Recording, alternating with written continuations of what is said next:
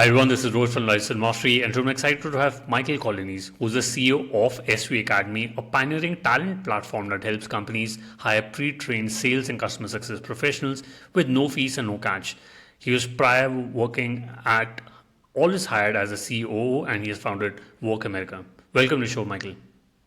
Thank you very much. I appreciate you having me here. Awesome. So, we'll talk about SV Academy, but what got you interested in this crazy world of startups?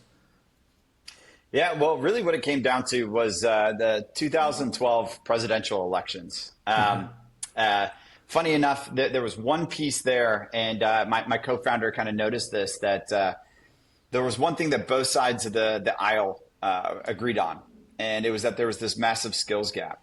And funny enough, the entire segment would last 10 to 15 seconds during the debates, and then they'd move on to something else. So it was the only thing that everyone could agree on, but nobody was doing anything about it. And so I thought that's a great place for a startup there, trying to solve that bridge between education and employment. So that's what really started the journey. Interesting. So, and did you start with Work America around that time? And Yep. That was Work America in 2012. So the goal was to figure out what were the most in-demand jobs that didn't have enough people going through the training programs, and then how do we bridge those gaps by working with the talent acquisition and HR partners at companies, and then working with the schools directly. We had offices inside community and technical colleges. They gave us free office space. We gave them a free full-time employee. And in exchange, we would help coach and train and then place their graduates into programs. interesting. And was Always Hired sales bootcamp very similar to what you're doing earlier? So Always Hired was more of an iteration. Okay. So looking at the boot camp space, understanding that I was never a big fan of how boot camps operated. I didn't like the idea of charging students tuition or ISAs in any way, shape, or form, and then them graduating with a piece of paper instead of a job, which is how traditional higher education works today. Nobody's really iterating on the actual business model piece. So when I was at Always Hired, I agreed to come and join, but I wanted to change the business model, and I didn't want to keep it a traditional boot camp. So that's what we did, scaled it out, and then just had SV Academy, and largest player in the game, come ask for me to join them. Got it. Interesting. So you built, SV Academy, where you have a bold promise that you're going to train SDRs and customer success managers with no hiring fees. So, what was the insight that led to, that sort of model? Well, really what it came down to was just looking at where all the money was. If you look at students paying tuition, governments getting involved, so banks lending money, you've got employers, a lot of money being spent on recruiting and training and development and advertising. There was just so much money being sloshed around where I said, well, where are the biggest buckets of money, and how do we live within those existing budgets without adding a penny? And over time, I just kind of developed the ideas of how we created this residency program, and this is what came from it. Got it. Interesting. And before the call, we talked about how you sourcing out talent, but how do you ensure that the companies trust the quality of talent when they're not paying the traditional placement fees? Yeah, so they get to interview. So before anybody gets accepted into our program, not only are we interviewing the residents, the potential students, but the employer actually gets to interview them as well. And we always say we're looking for potential, not perfection. The goal is for you to find somebody who's a good culture fit, who showed up prepared, seems motivated, and then we'll take care of the training piece. So as long as you trust that we'll do a good job of training and mentoring and onboarding, then it should be a very easy win-win-win for everybody involved. And when it comes to students, do they have prior sales or customer success experience? And what's the sort of age range that you're seeing for your students? Yeah, so we have a pretty big breakdown. It's all across the spectrum. So about 80% of the folks that come to us are career changers. They've had some form of work experience, but not specifically in tech sales. So think former teachers, retail, military, hospitality, fitness instructors, insurance, that are looking to break into this space. And then 20% fresh green out of college. We do like to joke that they have to have at least 4 months of feeling the pain of the job market before they decide they want more education. Got it. And what you also promise is that you can increase your income by 2 to 3x. So what's the magic behind that transformation, and how long is that course length for? Yeah, the tech industry, highest paying sector out there right now. It's if you look at the jobs that most people are in that are coming into our programs, they're looking to get into tech sales because they've heard from friends and family, they've seen on the news. This is where the high paying jobs are, and there's a very, very long career path within the tech sales space. So that is how people are finding us. And you look at the different careers that they're coming from, teachers today, they're making in the 30s and 40,000s. Our first year grads are making, anywhere from $70,000 to $90,000 a year. So within 1 year. So it's a pretty dramatic change from the current jobs that they're in. Interesting. And especially when it comes to sales and customer success jobs, who do you think is the ideal persona? Is it extroverts who love to go and speak to customers, or do you think even introverts and ambiverts can also do well in a sales sort of a job? Yeah, so this is really interesting because when it comes to the interviewing process, everyone's always looking for the extroverts.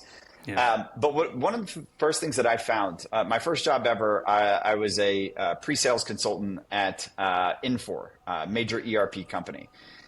And I still remember going out on calls with the account executives, and you would have one account executive who was the life of the party, big social guy, always taking people out for drinks. And I was like, oh, well, that's what it means to be good at sales. The very next person was a very technical, very kind of nerdier background, introvert, but he knew the product so well that he was able to sell. And so one quarter, I would see the social guy, the extrovert, being the number one sales guy. Very next quarter, it was this more nerdy kind of technical person that was. And the more I got to meet all the account executives, all of them had different styles and tastes. And so I've learned to not say no to somebody who doesn't have that extrovert. So if you learn how to interview people properly and you look for what are the intangibles, the things that are going to make a salesperson really good, the hard skill set piece is very easy. Interesting. And especially when it comes to companies who are interviewing the sales executives, what's the biggest myth companies still believe about hiring entry level sales talent? The number one is I need somebody with 2 to 3 years worth of experience, but I want to pay them entry level. So we still see that today. The good news is you're starting to see larger organizations that are taking chances and understanding the hypocrisy of paying somebody an entry level wage with 3 years worth of experience. Really, that should be internally, that should be a flag.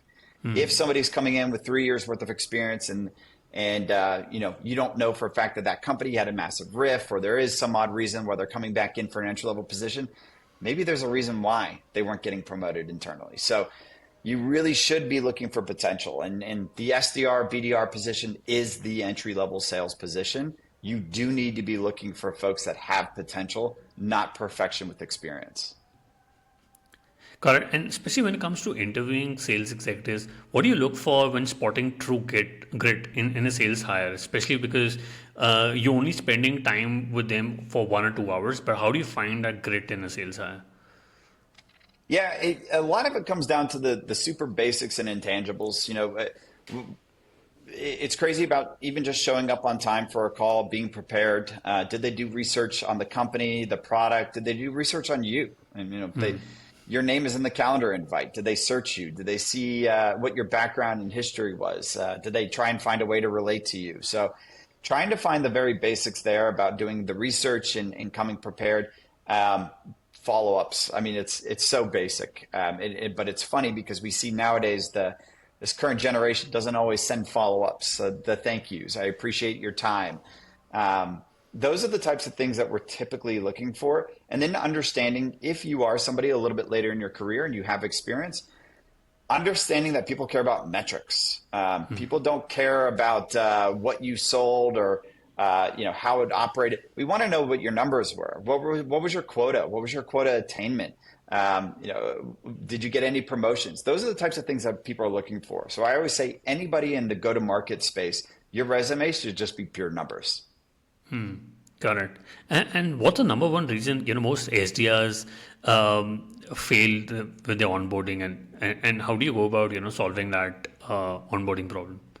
Yeah, so Gartner came out and said that about 30% of all entry-level sales folks turn over in the first 90 days, which is quite a wild stat, but it turns out to be pretty accurate there. And really the reason why we have a 93% conversion rate after our residency program is one of the things that we found is just providing a mentor, somebody that can actually help answer those questions.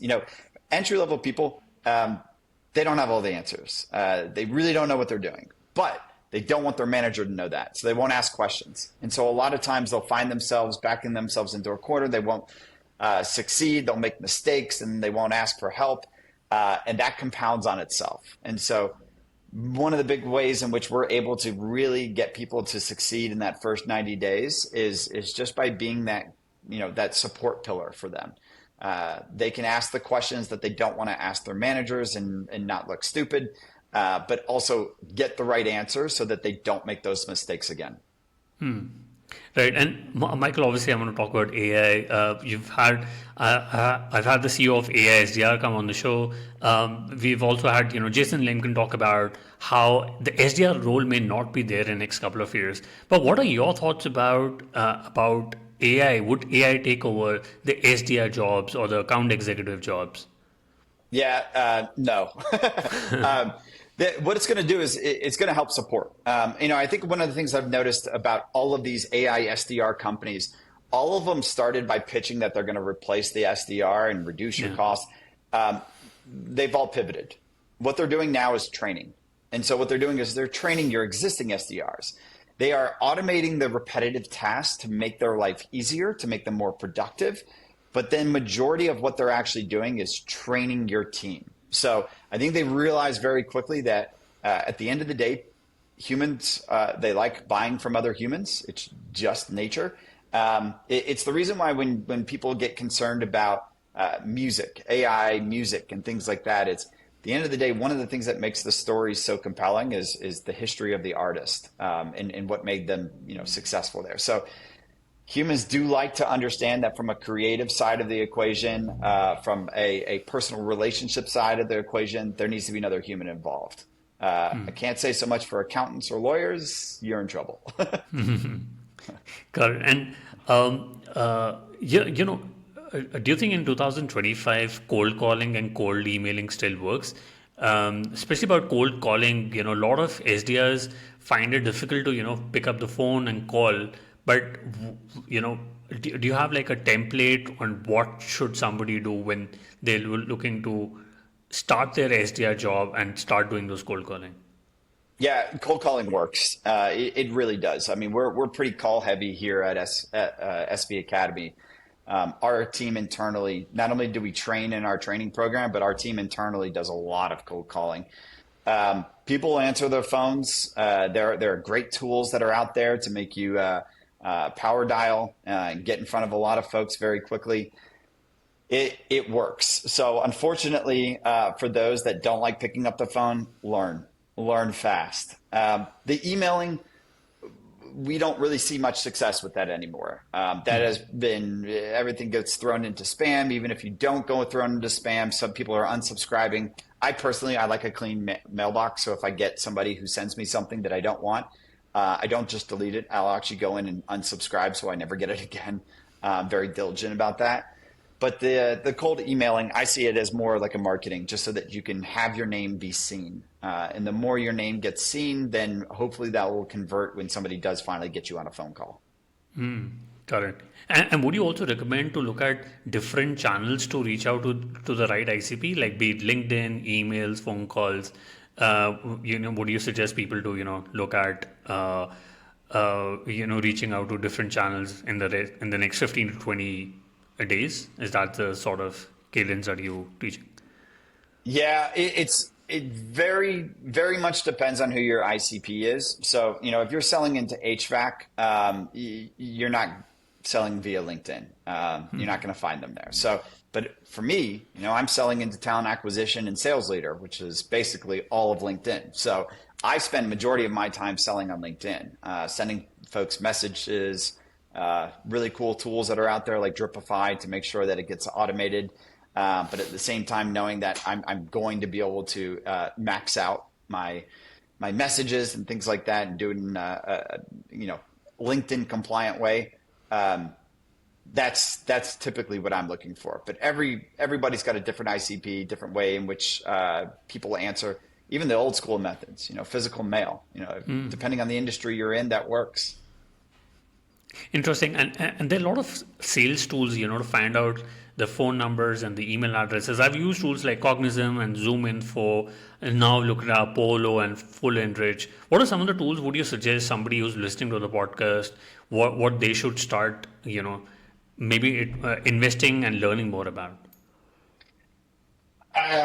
So this might sound controversial. I think they're all relatively similar. It really, for me, it's the size of the company and cost. So when you're early stage, look for something that's cheap. Whatever it is, it's going to be more exponential than you doing it manually. So use it well. And then as your team grows, look at the different products and services that are out there. You can start building a nice custom tech stack, but I think that's something that you should do a little bit later in the stage of the company. If you're looking at true startups, you really want to look at the cost comparison there. Got it. And before the call, you mentioned that especially when it comes to reaching out to your clients as well as onboarding students, you're still doing a lot of outbound, right? But I was just wondering how do you get your first 10 of maybe your first 100 clients, and what's been the distribution strategy for you? Yeah, very, very heavy on the outbound side. I mean, just by nature of who we are, training SDRs, it's our specialty. But I still believe that that's the right way to go. So, excuse me, by reaching out, getting a couple dozen of employers, that way you can understand exactly whether your product or service is working, and build that close relationship with them. That tends to be the best before you start going out and doing a lot of lead gen and marketing. So I know if you're on the B2C side, it's a very different story. But for me, from the B2B side of the equation, that has always been the most successful there. And then turning that engine on. Right. And you've been in the education space for many years. What's the last mile of education which is still broken? And do you think, universities are broken, and would students go and study in the university? Yeah, I mean, just from the business model itself, it's the reason why we created ours the way we are. Student debt, people spending an insane amount of money going to get an education, and then number two, leading to a piece of paper instead of a job. So to me, that's an absolute no-brainer. So many years ago, I did a poll of 13 different campuses, pulled all the students and asked them why they're there.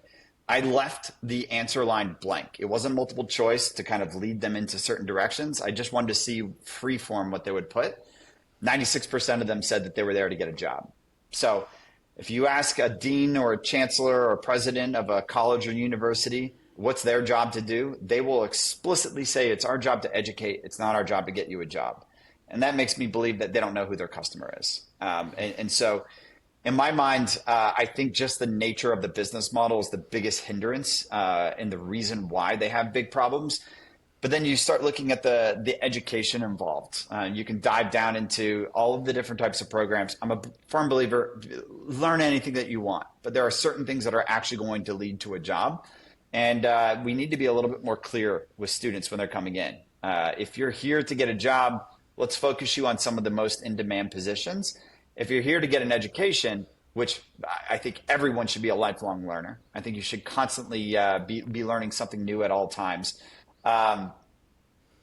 We need to be a little bit more honest with people that are coming in, especially when they're kids and they don't know what they're doing. So we need to kind of push them into certain directions, or at least open their eyes to certain aspects of reality of what are the jobs available, what are the compensations involved. if you want to become a teacher, how much money are you going to go into debt to get all your masters and PhDs and then all of a sudden graduate and make $30,000 a year? That's just a little dishonest to me. It's so interesting because I studied in India as well as in the UK, and in the Indian colleges you have a placement committee which makes sure that you get placed. So I think more US and UK universities should learn from Indian and Chinese universities. But as someone who's invested in edtech and the future of work, what are some of the trends which excites you? Obviously, you're building something really exciting, but are there other trends in education which excites you as well? Yeah, and to kind of touch on the point you just made, one of the biggest reasons why I got into this space in the first place was that my senior year of college, paid for a 4-year university, I went into the career services office and I said, I want to get into investment banking. And they said, we are not a feeder school for investment banks, pick another profession. So I turned around and walked out. And all I could think about is I've spent 4 years at this school getting good grades. And here I'm being told, nope, you can't do what you want to do. So go do something else. Yeah, that it absolutely drives me nuts when we hear stories like that. Some of the big trends I see in higher education. So I'm a big believer we're eventually going to get to a point where you're going to have hyper personalized education plans. So we're going to assess what your skills are. We're going to assess where you're lacking, and then we're going to determine where you want to go, down to the specific company. And we're going to build an exact pathway of the different types of training that you specifically need.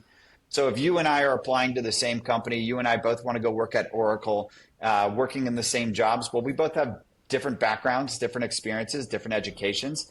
It might take you 6 months of online training programs. It might take me 2 years and 4 months of live instructor-led plus online programs in order for us to land the same job, just based on our experiences. So I think we're going to get to a point where things become hyper-personalized.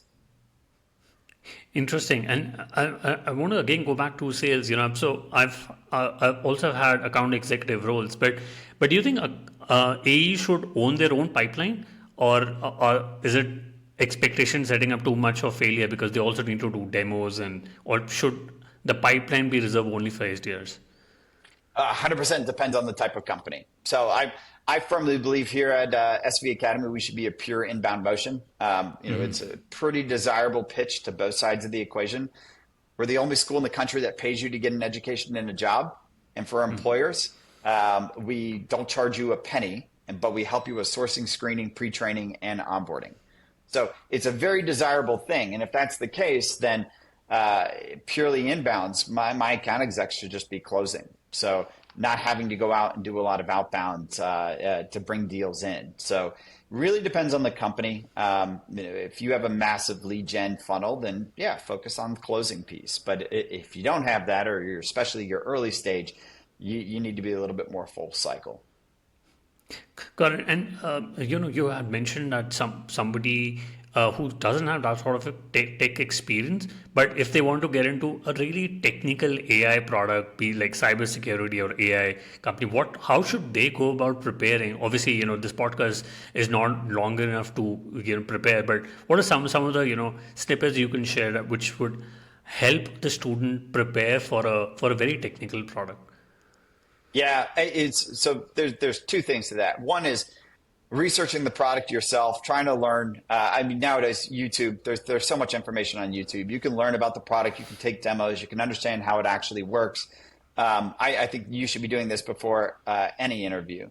So I've got a good buddy of mine who was applying for jobs at Anthropic and OpenAI, and the amount of research he was doing, days and days of research before each interview, it was pretty impressive. But I think that's what you have to do for those more technical roles, especially if you're somebody like me who's not technical in any way, shape, or form. I tapped out in the technical space at the dawn of Facebook. So beyond that, I can't work computers very well. So, but I think that there's enough information out there for you to do research. I think there is a proponent of that from the employer side of the equation, that they really need to be a little bit more open-minded on the types of folks. A good salesperson can sell anything. I'm Yeah. sorry, it's true. And we have worked with many cybersecurity companies. Will say they need to have a very technical background. They need to be able to understand. No, they don't. Sorry, they will learn that piece, or they will learn it good enough to be able to sell it. But a good seller can sell anything. Right, and also when it comes to hiring, there are a lot of companies who are looking to hire because they have that sort of pressure from the VCs. But how do you avoid hiring the wrong rep under pressure? Well, if you solve that problem, you're gonna help a lot of folks. Unfortunately, I don't have the best answers for that one. So really, what you're seeing a lot of folks will do is they'll just extend. They'll have more interviews, so they have more time to kind of get to know you. Unfortunately, that doesn't work very well because what ends up happening is good talent. They're getting offers from all over the place, which means if you don't move quickly, someone else will. So it really comes down to kind of taking a risk, building a framework of your interviewing process. What are the values that you're looking for out of an individual, and then developing questions that really help bring those values out to see whether or not they match. Especially for the more entry level roles in the sales side of the equation, you shouldn't be looking for the hard skill set piece. Make sure that you actually get somebody who's going to thrive within your culture and your organization with your team, and then from there do your own internal training piece. Correct. And everybody talks about the PLG tension, which is product versus sales. So how would you advise startups to layer sales into PLG motion without making that fatal mistake?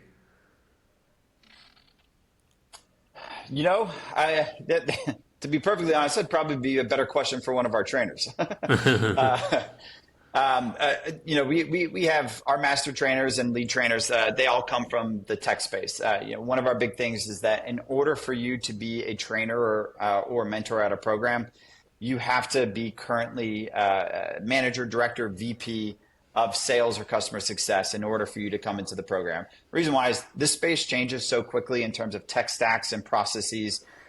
What's working, what's not working. You need to be on the front lines and understanding that piece to be able to change the curriculum. So we always tell all of our employer partners, look, we're going to show you the curriculum, but this should not be the same curriculum 3 months from now because it should be being tweaked constantly. So any times of different ways in which you're doing your selling, you just got to stay on top of what the trends are and be really data driven in what you're tracking.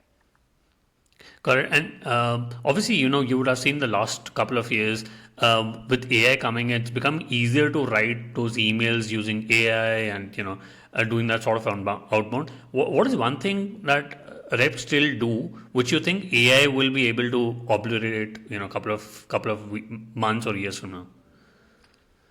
Well, I mean, the entire outbound motion, if you're thinking about anything other than the call itself, it should be very automated. The emailing, the LinkedIn, the social messaging, the marketing piece, all that stuff can be very automated. And then making sure that you're hitting the right folks. So anytime you pick up a call, you know that this is the absolute right person that you should be calling.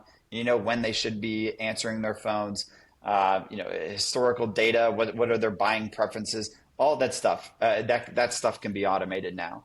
So when I think about what an SDR should be doing, drives me nuts when I see somebody sending manual emails or manual follow-ups. That stuff should just be fully automated, so you're focusing on picking up the phone and dialing.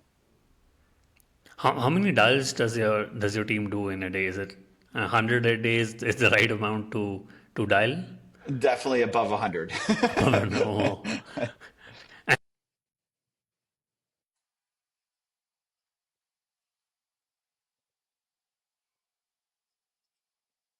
Yeah, so I always say initially when you first join, like let's build calling blocks to make it simple so that you have time to kind of build your sequences. But over time, I tend to be very hands off in my management style. It's as long as you're doing a good job, keep doing what you're doing. I don't need to be looking over your shoulder, but you also have to earn that too. So initially, let's make it easy for you. Let's build you a process. Let's build you a time blocks, and then from there, as long as you start to get comfortable with the pitch, you get comfortable with the rejection handling and things like that, you should be able to be very independent.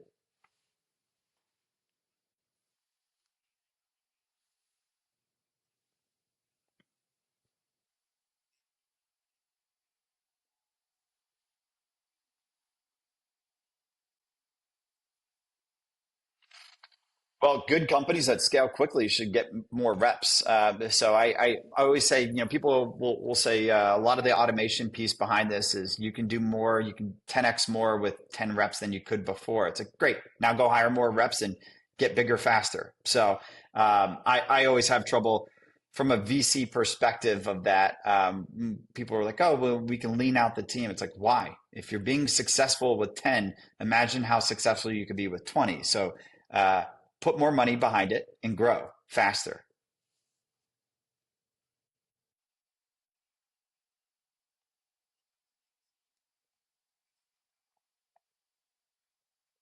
Really, it just comes down to taking a look at antiquated business models and figuring out new ways to launch them. How do you innovate? And I think the biggest problems that we've seen, especially in higher education, is that they live within the existing framework. They tweak it, modify it, make it slightly better. Maybe the classroom time is slightly shorter. Maybe it's virtual instead of in person. Maybe the tuition's a little bit smaller, but the model itself still stays the same. So I always say, take a look at different industries that can be disrupted by creating an entirely new business model.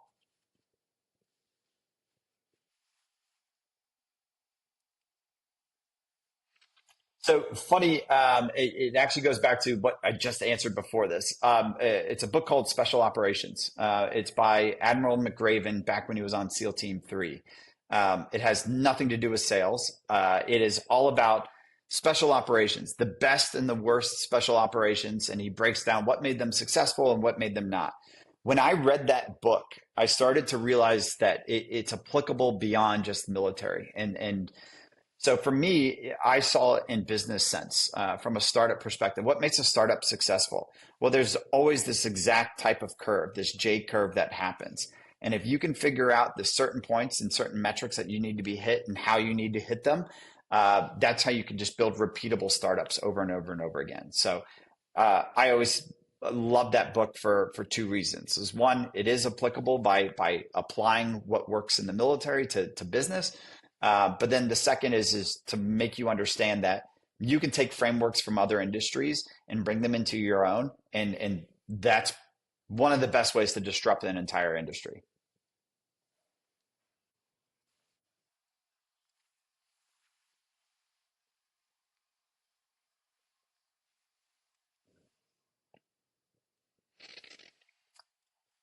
I think one of the biggest things that I would have done, because now that we were at scale, to be clear, I didn't start SV Academy. I joined just over a year ago. The founders came in, they built this back in 2017 and have done a brilliant job of building a name, a brand, and frankly, just changing so many people's lives. But one of the things that I would have liked to have done earlier on, just because I come from this background and I happen to know it really well, is put more money towards lead gen. Um, I typically like to wait a while before you get a mass amount of employers in and get a lot of experience with the team. But me coming from this industry for 15 years, I should have started sooner.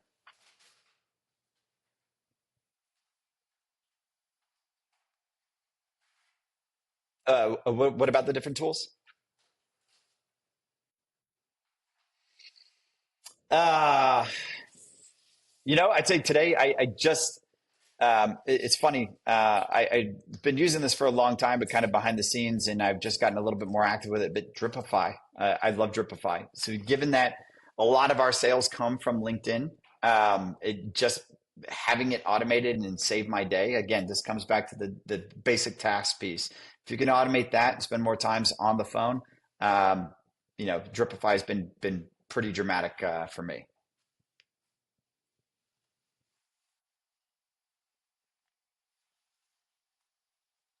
Yeah, check us out. Our website, sv.academy. My email is mike at sv.academy. So very easy to get a hold of.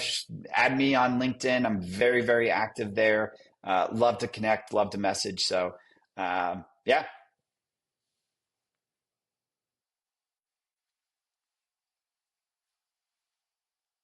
thank you very much. I appreciate it. All right. Take care.